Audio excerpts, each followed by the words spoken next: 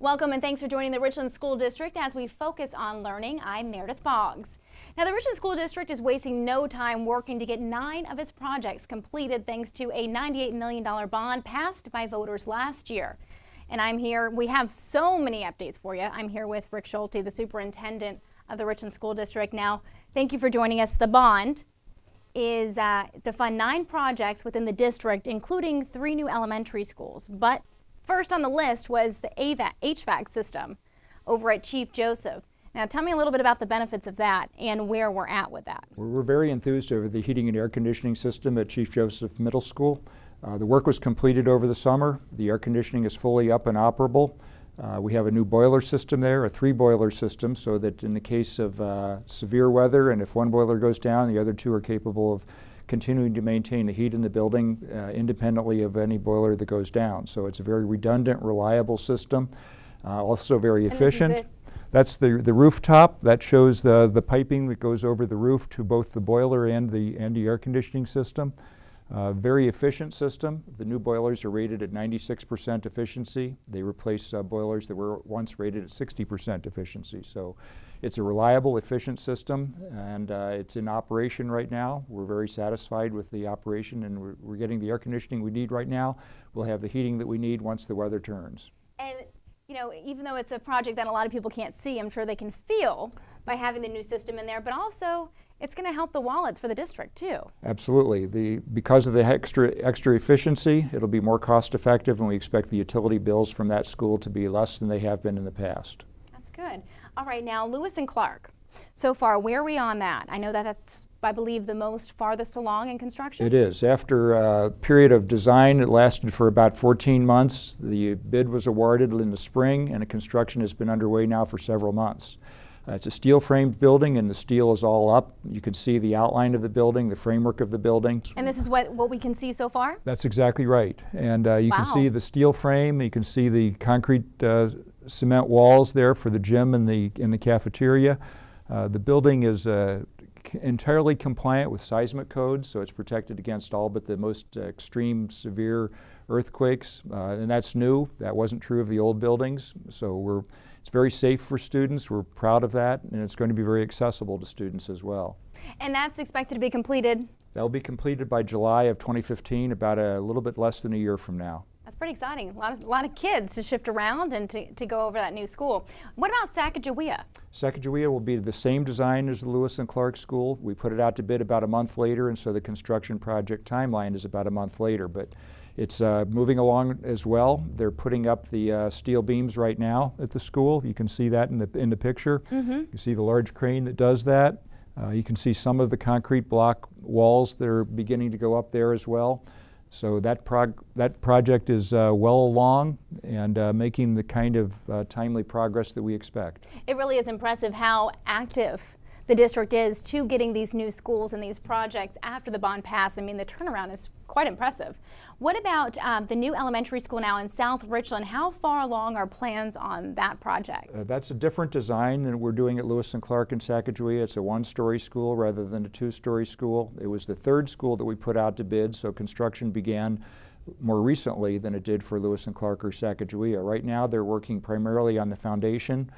They're bringing in quite a bit of fill.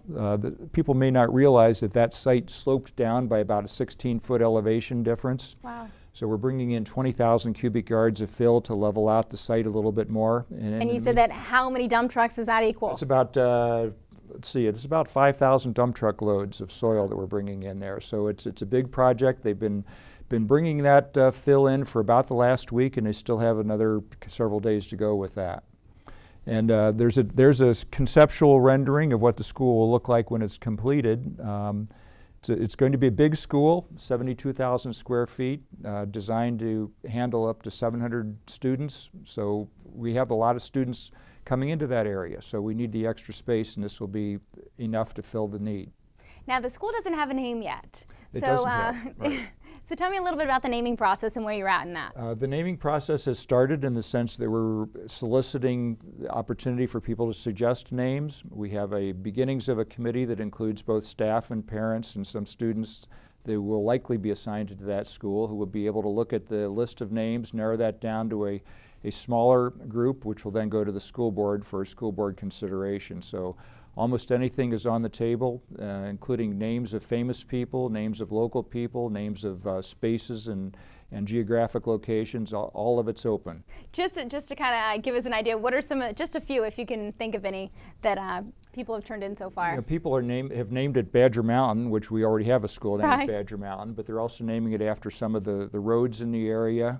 Some of the famous people that have been mentioned are Ronald Reagan.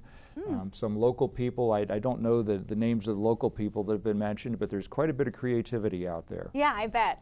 That's always exciting. Well, we could have a name maybe possibly by the end of the calendar year. I think that's our timeline. Right. We expect to have a name for the school and then subsequently a mascot and school colors and those things. That's the fun stuff. It is. That we like to kind of figure out and people get to vote on.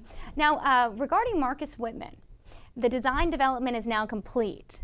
That's So right. what's next? Marcus Whitman will have essentially the same school design as Lewis and Clark and Sacagawea, but it's going to be built on top of the same location where the current school is. So we will be putting that out to bid probably in February. We have to demolish the current school before we can start building the new school. So that demolition will begin as soon as school's out in June next year. So we'll have a very tight timeline for that, but we'll learn from our experience in the construction of Lewis and Clark and Sacagawea to move the construction along for Marcus Whitman once we start that. Now, when is that expected to be completed? It'll be completed in July of 2016, just about a year after Lewis and Clark and Sacagawea. Mm-hmm. Wow. Okay, now along the project list for that the voters voted on, what is the Homelink Program, the Three Rivers Homelink Program. So currently it's located at a church in Richland. That's right. Now, what's the latest with that? Homelink is going to be relocated to the same site that Jason Lee Elementary is located on. It'll be right along the road there on Van Giesen Road. We have a schematic design, which means that we have a rendering of the exterior. And this is it? That's a picture of the exterior. This will be a factory-built school, but it will look, to all intents and purposes, people will think that this is because it is a permanent structure. It's just a factory-built school that will be trucked in and assembled on site. It's going to be about 17,000 square feet. It will have a gymnasium, multi-purpose room. It'll have a number of classrooms, offices, small group meeting rooms. It'll be a regular school to all intents and purposes, and with the capability of expansion. If that school continues to expand, then we can add more classrooms. That's smart. Now, just for the people at home to give them a better idea and remind exactly what is the Homelink Program? The Homelink Program is a parent partnership where parents do some of the instruction, the school does some of the instruction, and we coordinate the planning and the curriculum between the parents and the school. So the parent partnership is a good description of the program, and it is very much of a partnership. And it's nice now that, well, soon enough they'll have their own facility. I think that'll be a very attractive thing for them. Right now they're split not only between the church that we lease, but also several portables and a few classes even at Lewis and Clark. So having a single location for them that's designed specifically for the kinds of activities and the kinds of meetings and student groupings that they have will be a big benefit for them. Yeah, absolutely. What about the wide open space out in West Richland that we see here? That will soon be expected to be the future new middle school? That's right. We have about 30 acres there right now, and we have an architect and a design team identified, and they've begun the design process for that school. So we're locating where exactly on that 30 acres the school will be located. It'll be close to road access and close to utilities. We're making decisions now about what part of it will be one-story versus two-story, where the parking will be, the gymnasium, which wing will be 6th grade, which wing will be 7th grade, which wing will be 8th grade. It's at a very early stage of the design process right now, but it's at a very exciting stage. It is. I mean, I feel like the hardest part with that is over, which was finding the land. That's right. It took us a full year to identify a good piece of land that was close to the area where the students will be. We feel this is an ideal location. It'll make it easily accessible by a variety of transportation routes, so both bus rides and parent pickup and drop-off will be optimal. With all of the 9 projects that are going on, I mean, you guys are obviously busy. With it all being done, it basically, what does it do for the kids? How do they benefit from this? The kids will have a lot of new things going on for them. Most immediately, they'll have smaller class sizes because we'll have enough classrooms. Which is important. Yes. One-on-one helps with that one-on-one learning.